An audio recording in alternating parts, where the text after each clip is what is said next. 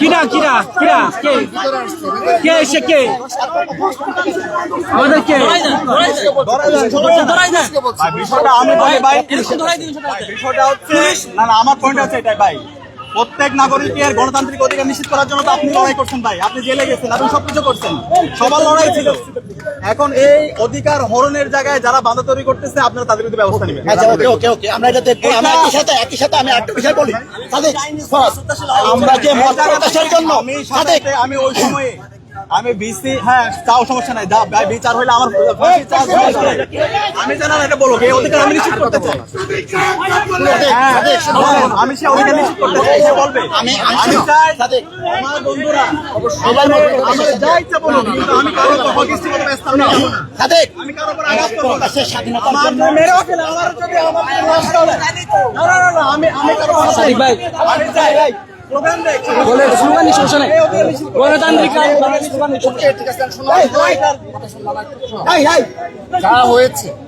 যা হয়েছে আমরা জুবায়ের এবং মুসাদ্দেক সুন্দরভাবে এখানে কথা বলি করেছি, ওদেরকে একটা রিকোয়েস্ট করেছিলাম আজকে তুমি কল দিলে, ওরা সাথে আমাদের কথা হলো, ভাইয়ের সাথে কথা হয়েছে, সেও আমাদের কল দিয়েছে। আর সবার সাথে কথা বলতে পারলে জুবায়ের এবং মুসাদ্দেক ওরা এমনিতে আমাদের কল, এমনিতে কোনো কারণ স্যার ভাই কি অবস্থা কেমন আছেন, আমাকে নাসিরকে বলো, আমাদের ঢাকা বিশ্বের প্রেসিডেন্ট সেক্রেটারি বলো, সবার সাথে। তো আজকে এখানে আসার আগে ঠিক আছে এটা হয়েছে, তুমি যেটা বলো আমরা মেনে নিলাম, কিন্তু ওদের এই মুহূর্তে এভাবে আসার বিষয়টা এবং মানে শুনলাম যে আবার ফেসবুকে কি এটা পোস্ট দিয়ে এসেছে, তো এটাও মানে ওর অপরিপক্ক কাজ হয়েছে, কারণ এখানে একটা ইমোশন কাজ করে। আচ্ছা যদি তোমার নামে এর মধ্যে অনেকে কষ্ট লাগবে না, আমার বোনকে নিয়ে করলে কষ্ট লাগবে না, ওইটা তো ইমোশন তো কাজ করে তৎকালীন সময় করে না ভাই, অবশ্যই আমরা এটা ভাই নিজেরা বানায় করছি ভাই, কষ্ট লাগে না। এখন বিষয় হচ্ছে ভাই একজন একটা ফটো ছড়াইলো, এটা নিয়ে এত দূর করাইলো, এখন আপনার এবং আমার দায়িত্ব হলো, আমার দায়িত্ব এটারে এটাই তো সব অপরাধী হলে পুলিশ বিচার করবে, সময়টা তো আমরা দেওয়া লাগবে নাকি, সময়টা তো দেওয়া লাগবে না। ওকে আমরা কথা বলে ঠিক আছে, একটু ওই যে যারা আছে তারা এরা বারবার ফোন দিচ্ছে, তাদের ফ্যামিলি থেকে ফোন দিচ্ছে, না কেউ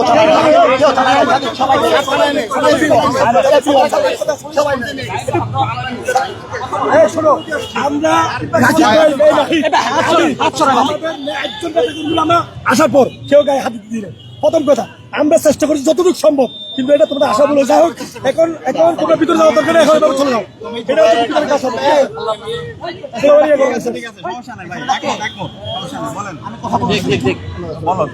আমি চাই এই অধিকার নিশ্চিত করতে, সে অধিকার নিশ্চিত করতে শিবন ভাই বলবে সমস্যা ভাই, কিন্তু সেইভাবে ধরেন ভাই একদম নাগরিক সে কিভাবে সে থানায় গিয়ে সে জিডি করবে ভাই, এটা যদি পাঁচবার বলে বললাম তো সাধারণ জনতা এখানে যারা ছিল আমরা চেষ্টা করছি, সর্বোচ্চ চেষ্টা করছি, ভিডিও ফুটেজ দেখো, আমাদের সবার ভিডিও ফুটেজ দেখো, মত প্রকাশের নামে আমরা এমন কিছু করবো না যাতে এরকম আমরা কষ্ট পাইছি, আমরা কিন্তু মত প্রকাশের আমাদেরও তো ভাই বোন মত প্রকাশের স্বাধীনতা সবাই বলেছে কেউ না, তোমাদের বিশ্ববিদ্যালয়ের কেউ না, এখানে বাইরে ব্যবস্থা নেই এখন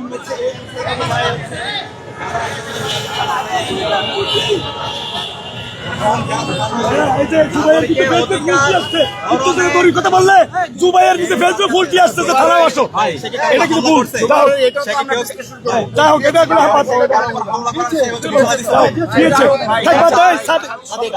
ভাই একটু আমরা সবাই কথা বললে একটু কম হয়ে যাচ্ছে। এখন বিষয়টা হলো ভাই আমরা তো মূল উদ্দেশ্য এক দেশে গণতন্ত্র প্রতিষ্ঠা, ক্যাম্পাস শান্ত থাকুক, শিক্ষার পরিবেশ নিশ্চিত হোক, এই ব্যাপারে তোমার কোনো পয়সা নেই। আমরা সবাই মিলে একটি সুন্দর গণতান্ত্রিক ক্যাম্পাস বিনিময়ের জন্য সবাই মিলে কাজ করবো, তবে তোমরা যারা এসব কাজে সবাই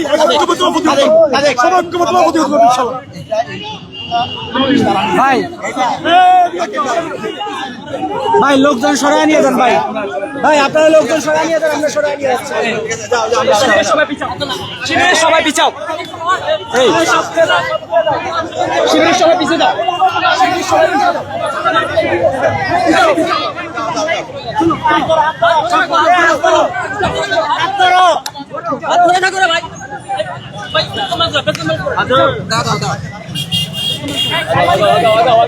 দর্শক এই মুহূর্তে আমরা দেখতে পাচ্ছি ছাত্রদল ও ছাত্র শিবিরের মধ্যে যেই সন্ধ্যা থেকে শাহবাগ থানার সামনে যেই ধাওয়া পাল্টা দেওয়া হচ্ছে, সেই ধাওয়া পাল্টা দেওয়ার পর শাহবাগ থানার সামনে ছাত্রদল সভাপতি রাকিবুল ইসলাম রাকিব ও ডাকসু ভিপি ও ছাত্র শিবিরের নেতা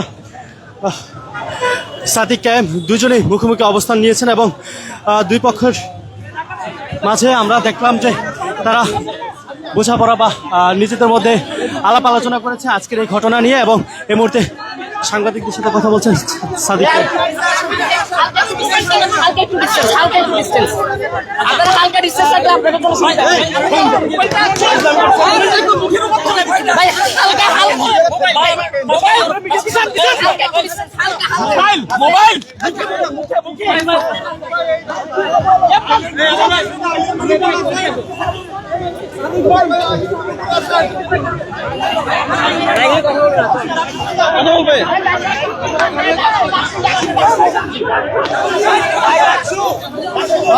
দর্শক এই মুহূর্তে শিবিরের পক্ষ থেকে যে আলাপ হয়েছে ছাত্রদলের সাথে, সেই আলাপ শেষে তারা ঢাকা বিশ্ববিদ্যালয় ক্যাম্পাসের দিকে এগিয়ে যাচ্ছে এবং ডাকসুর সামনে তারা সংবাদ সম্মেলনের মাধ্যমে কথা বলবে এমনটি জানাচ্ছে। তবে এবং এই মুহূর্তে তাৎক্ষণিকভাবে আমরা গণমাধ্যম কর্মী তাদের কাছ থেকে জানার চেষ্টা করছি, সেই চিত্র আমরা দেখতে পাচ্ছি এই মুহূর্তে।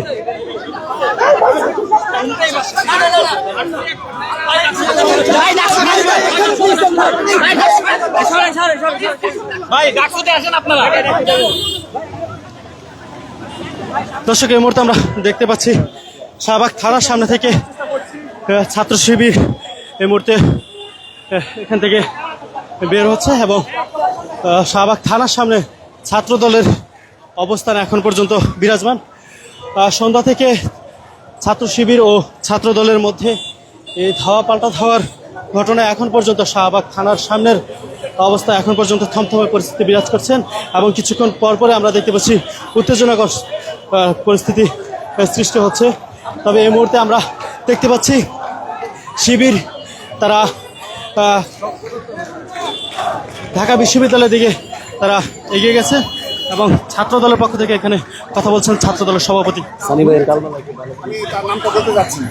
তারপর তারা 4 থেকে 5 জন এইরকম একটা পরিস্থিতি যেখানে সর্বোচ্চ নেতৃত্ব নিয়ে এগুলো নিন্দাস মানে ফটোগ্রাফ দেওয়ার পর তারা 3 থেকে 4 জন মাত্র ইচ্ছাকৃতভাবে এখানে আসার ফলে এই পরিস্থিতি ক্রিয়েট হয়েছে। আমরা তাদেরকে বলেছি যে তোমরা ছোটো কোনো ঘটনা ঘটলে আমাদের দ্বারস্থ হয়, একেদল কেন্দ্রীয় সংসদের আমাদের প্রেসিডেন্ট সেক্রেটারি বলেন, আগামী সময় প্রেসিডেন্ট সেক্রেটারি বলেন, তোমরা অপর নেতৃবৃন্দের দ্বারস্থ হয় তারা। আমরা অত্যন্ত সহনশীলভাবে তাদের বিগত সময়ে সব বিষয়ে কিন্তু আমরা আমাদের তারা কারোর সাথে কথা না বলে সেই 3 থেকে 4 জন যারা আহত হয়েছে তারা এই হাজারের অধিক ছাত্রদের নেতাকর্মীর মাঝে এসে প্রবেশ করেছে। তখন আমাদের ঢাকা বিশ্ববিদ্যালয়ের সভাপতি ছিলেন, তিনি যথাসাধ্য চেষ্টা করেছেন কিন্তু একা কন্ট্রোল করতে পারেননি। পরবর্তী আমাদের সাধারণ সম্পাদক এসে পরিস্থিতি দুজনে মিলে এবং অপর নেতৃবৃন্দ মিলে পরিস্থিতি নিয়ন্ত্রণে নিয়েছে, শান্ত করেছে এবং পুলিশও নিয়ন্ত্রণ নিয়েছে। এই হলো সার্বিক প্রেক্ষাপট। সর্বশেষ আমরা ছাত্রদলের পক্ষ থেকে সবাই একত্রিতভাবে আমাদের যারা সহযোগিতা রয়েছে, যারা আহত হয়েছে তাদেরকে আমরা যদি থানার পেছনে সুন্দরভাবে গাড়িতে করে তাদের যাওয়ার ব্যবস্থা করে দিয়েছি। শিবির দাবি করছে যে ছাত্রদল ক্যাম্পাসে গুপ্ত রাজনীতি করে, তারা বলছে যে ছাত্রদল ক্যাম্পাস উত্তল করার জন্য তারা এই ধরনের আবার সেই আগের ছাত্রলীগের উদাহরণ টেনে তারা এই বিষয়টা বলছে। আমাদের বিএনপি নবনির্বাচিত গণতান্ত্রিক সরকারের যাত্রা শুরু হয়েছে আমাদের মাত্র 2 মাস অতিবাহিত হয়েছে। এই নতুন সরকারের সূচনা লগ্নে তিনি কি বাংলাদেশের একজন সাধারণ শিক্ষার্থীকে বিশ্বাস করবে যে আমরা ইচ্ছাকৃতভাবে এই সময় অস্থিতিশীল করবো? এটা কেউ বিশ্বাস করবে না। সেহেতু আমি তাদেরকে এরকম মিথ্যা অপবাদ এবং প্রপাগান্ডামূলক রাজনীতি বের হওয়ার আহ্বান।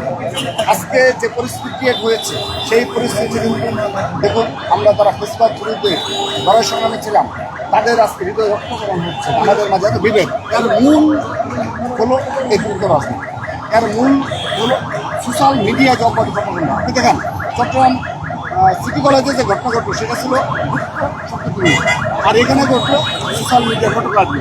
আমরা বারবার বলে আসছি এই দুটো বিষয় সমাধান না করলে আমি তাদেরকে বলেছি, তারাও আজকে কথা দিয়ে গেছে যে সোশ্যাল মিডিয়ার বিষয়টি এবং এই গুপ্ত রাজনীতি তারা দেখবে। ওকে, ধন্যবাদ। এই আস্তে আস্তে